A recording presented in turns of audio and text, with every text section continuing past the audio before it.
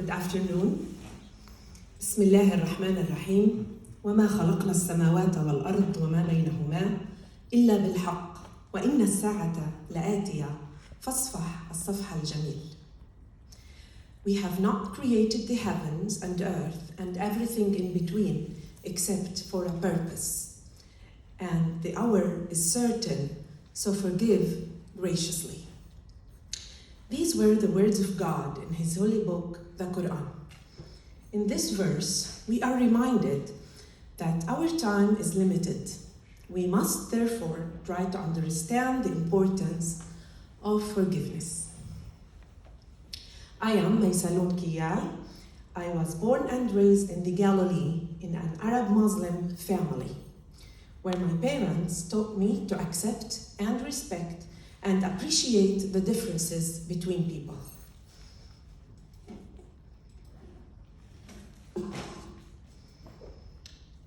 And as someone who was raised in a mixed community of Muslims, Arabs, Christian Arabs, and Jews, you face a unique reality where you are exposed to hear different voices and opinions and familiarize yourself with a very uneasy task.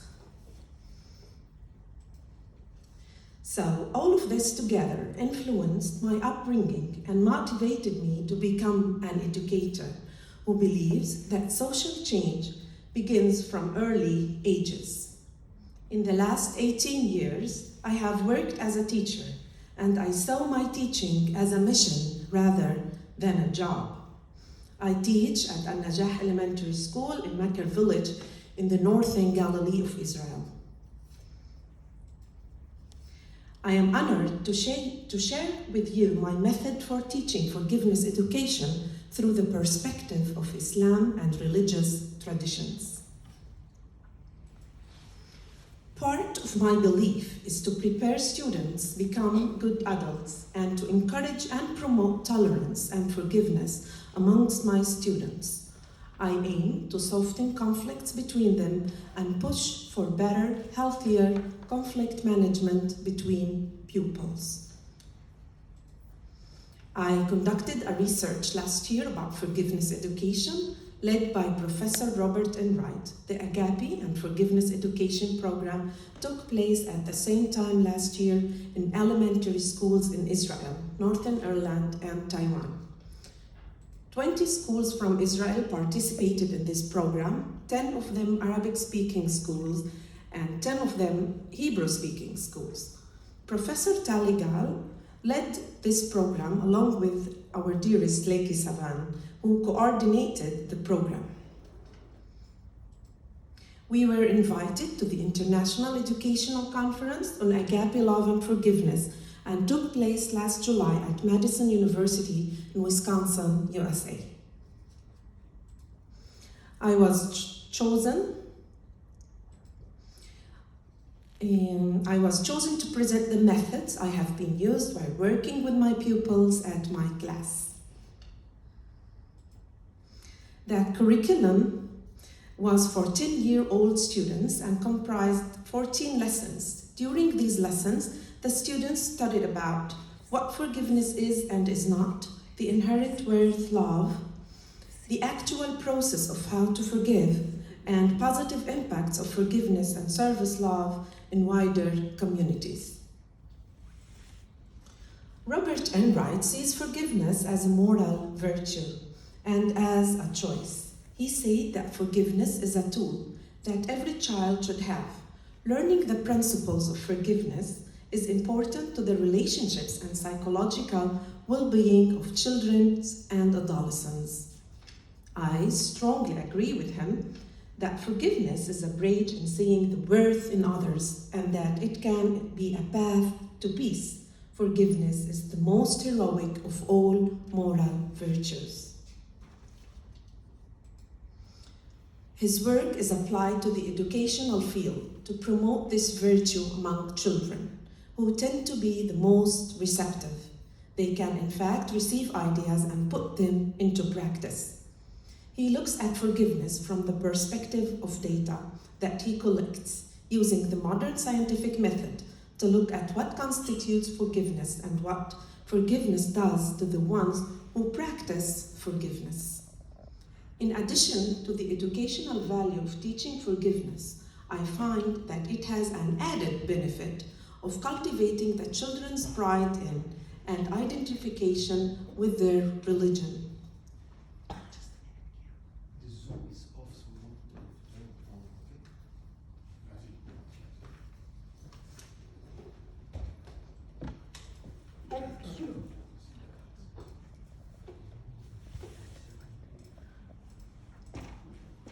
Anybody see a pair of glasses?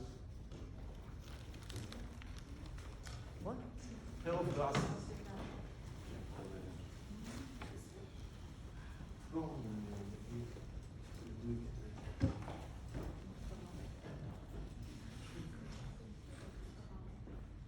משקפיים.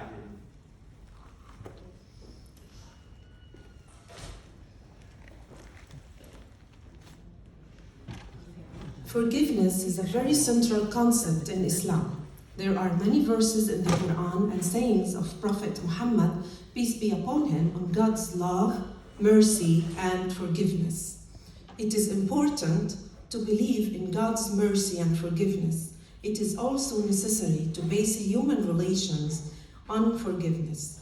Forgiving each other is one of the most important of Islamic teaching.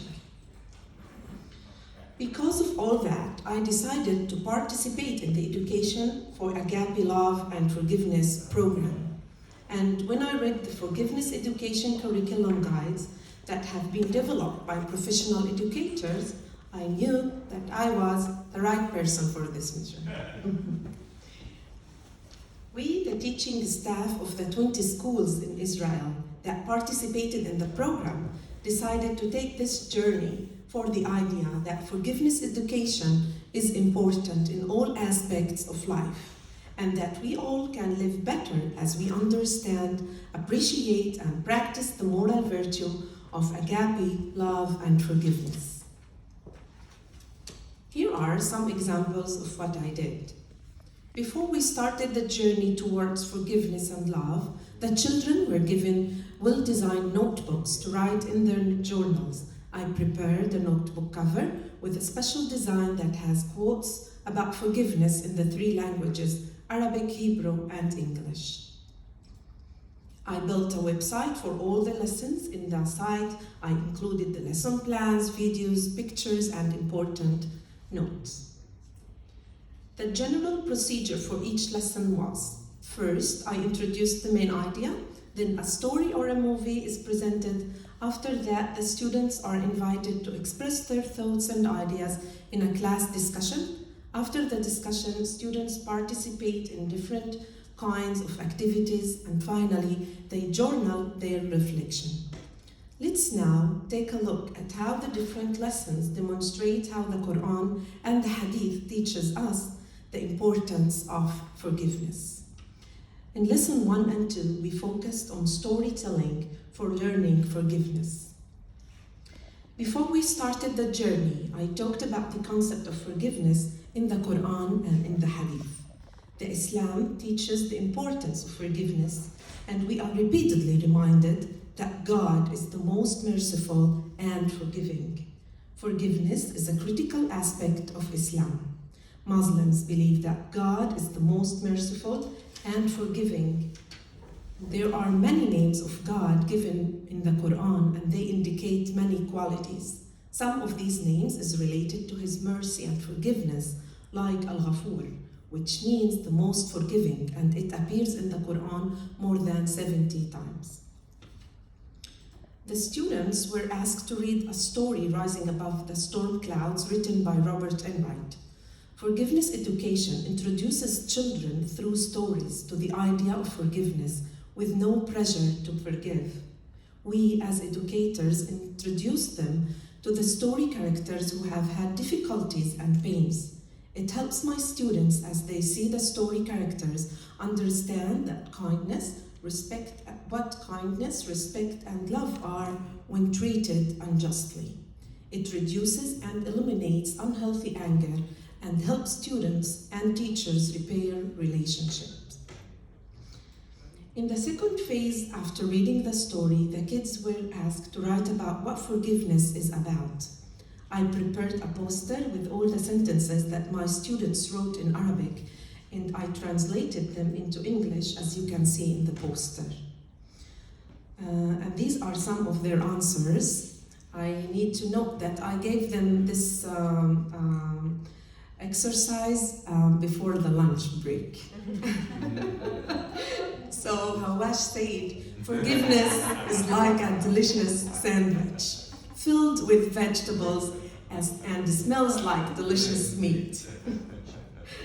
Khalid said that forgiveness is like hamburger. It smells so good. The closer I get to it, the more comfortable I feel.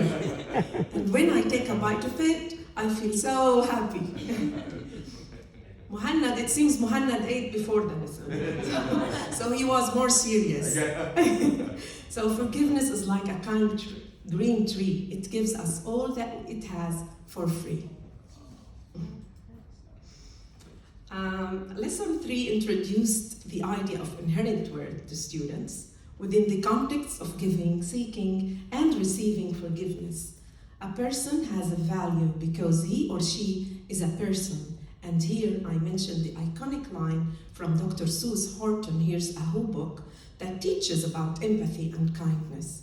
A person is a person, no matter how small, which means that our worth or value doesn't depend on outside differences. Our worth value is on the fact that we are members of a human family and that we are able to love and do good.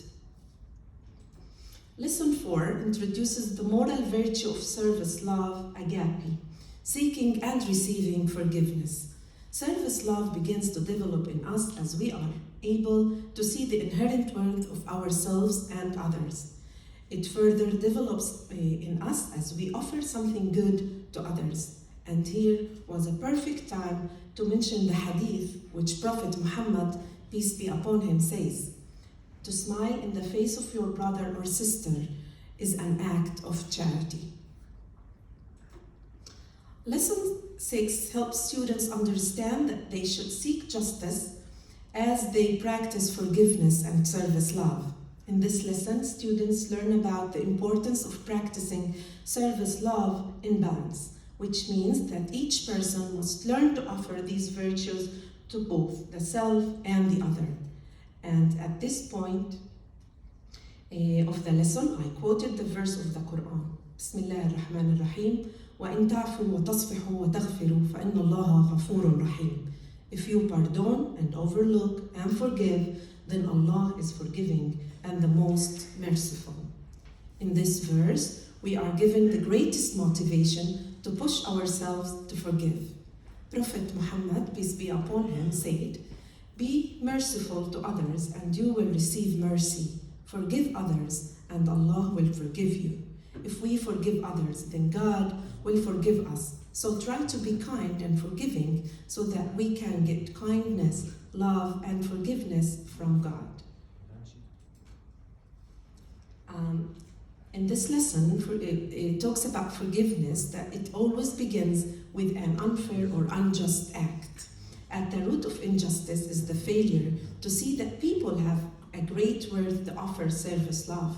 If we recognize that the one who caused the pain has equal worth, then we are more likely to know when an injustice has occurred. Then we can forgive and seek justice. This sentence is a very powerful one.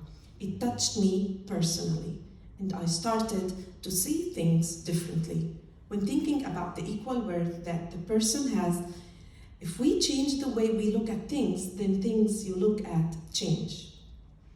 When we have been unfairly hurt, we can continue to see our own deep worth and the deep worth of all the people. These were the main points of Lesson 8. But before we started the lesson, I mentioned this verse. Bismillah ar-Rahman ar-Rahim. فَمَنْ عَفَى وَأَصْلَحَ فَأَجْرُهُ عَلَى اللَّهِ إِنَّهُ لَا يُحِبُّ الظَّالِمِينَ. If a person forgives and makes reconciliation, his reward is due from Allah. Whoever forgives others from the heart, then God will give him reward. And we know God's rewards are best from all. In this lesson, we started to go through the process of forgiveness that is based on Enright's process model of forgiveness, which includes changes of cognitions, emotions, and behaviors. The students were asked all the time to think about their personal unjust situation. I kept repeating and clarifying that they don't forgive the hurt itself, but they forgive the person responsible for the hurt. The pupils watched the beginning of the movie, The Lion, the Witch, and the Wardrobe, which is a very powerful story about forgiveness. We had a discussion about the word anger and how we can deal with anger after being unfairly treated. Learning breathing techniques is one way to reduce anger and anxiety. This is how we started the lesson. The students were asked to take slow, deep breaths from their nose and exhaling out of their mouth for several moments. Lesson 9, the focus of this lesson was on feelings caused by injustice act. The students began to uncover their anger toward a person who caused them an unfair hurt. This phase, known as uncovering anger, is the first phase of the 4 phases in the forgiveness process. We learned that people normally experience a variety of feelings: happiness, excitement, sadness, and anger. I explained to them that it is possible for forgiveness to help reduce these negative emotions. Anger is a feeling that can hurt our happiness, health, and personal relationships if it begins to live in our heart. How might a person heal from feelings of sadness and anger? Forgive. I kept repeating and reminding them that when we forgive, we don't forgive the hurt, but rather a person that caused the hurt. Before we started the movie, it was a perfect time to mention the hadith by Prophet Muhammad, peace be upon him, that gives us examples how to control anger and how to channel it into acceptable actions. A man said to Prophet, "Give me advice." The Prophet, peace be upon him, said, "Do not get angry." The man asked repeatedly, and the Prophet answered each time, "Do not get angry." Prophet Muhammad, peace be upon him, knew that if a person controlled his anger, he would be able to control everything else in life. I kept reminding them that if any of them is feeling angry without injustice, they should remember that there is a great hope for each of them.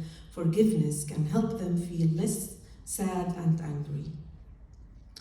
In lesson 10, the students learned about 2 phases: decoding to forgive and doing the work of forgiveness, which means seeing with the eyes of my heart. I explained it by telling them that we begin to do the work of forgiveness by beginning to change the mind or to see with a new eye. We do this by trying to understand the person who offended us. We begin to see that the person with the eye of our heart. This is in fact called service love, agape. We do this without pretending, excusing, denying, or forgetting the injustice. As we begin to change our thinking about that person, we may begin to see the person differently, with the eye of understanding, with the eye of our hearts. The last activity was Journey to Forgiveness and Love. The students were asked to write in their journals about the feeling that come out from their heart if they try to focus or not to focus on themselves, but turn to the other person. It is in fact switching the focus from the self to the other person. They were asked to draw a picture that represents their feelings and decide whether it is winter, spring, summer, or fall in their heart. I kept reminding them that we must keep in mind that as much as we need God's forgiveness for our own mistakes, we must also practice forgiveness toward those who offended us. Islam teaches human beings to be forgiving. Our Prophet Muhammad said, "Whoever suffers an injury and forgives God will raise his status to a higher degree and remove one of his sins. I am proud to say that I fulfilled all the objectives of the lesson. Looking at my pupils, you can see how each one of them is deeply concentrating in their task. And what really moved me is that a profoundly transformative process that 2 of my students have gone through. One of my pupils went from an impulsive kid with emotional challenge to a more accepting and more forgiving one. And according to their report, their experience had a powerful effect on them. I'm gonna play this.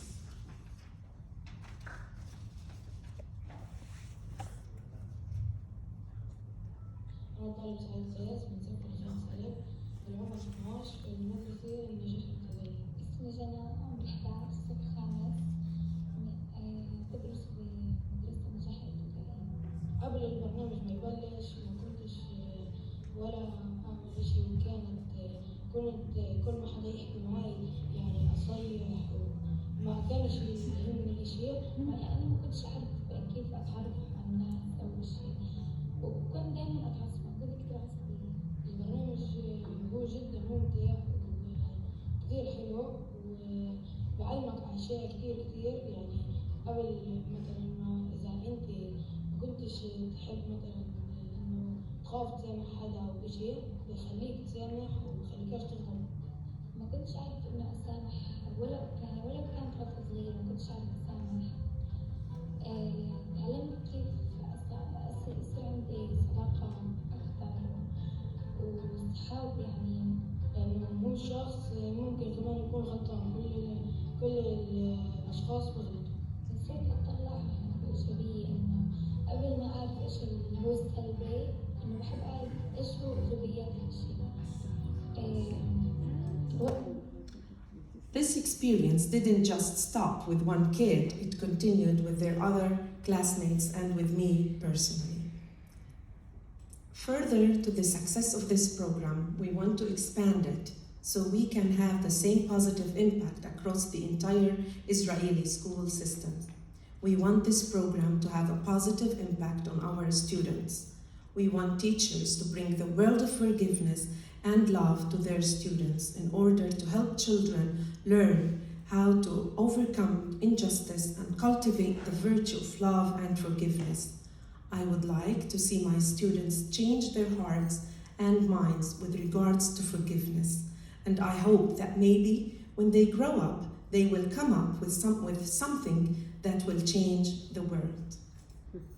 I hope by this talk I have been illustrated to you the work that I've been doing and that my work is another step towards a better and healthier society. Thank you.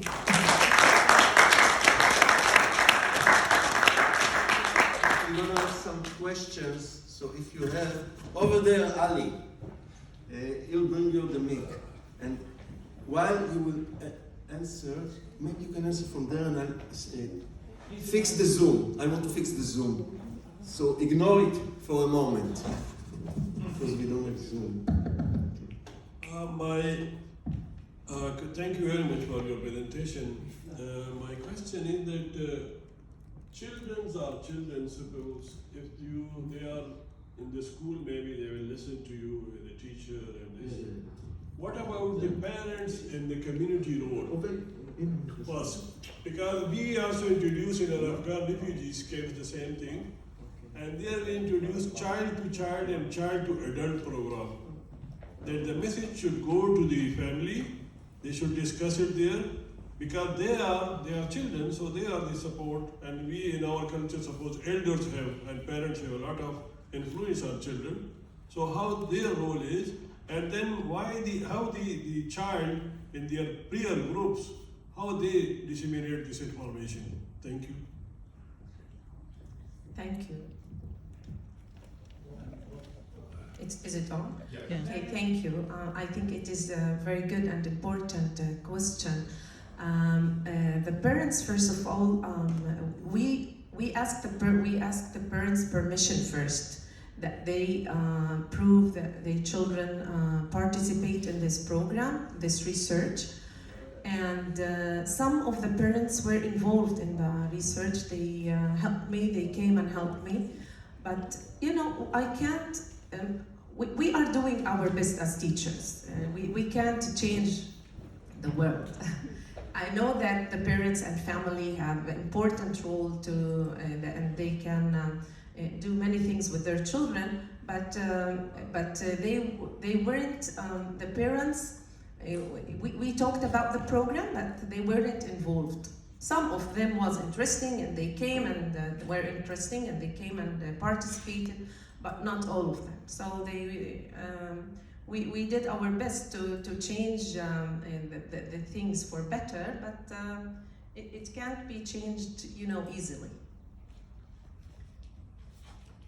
More questions? Yes, please. The mic.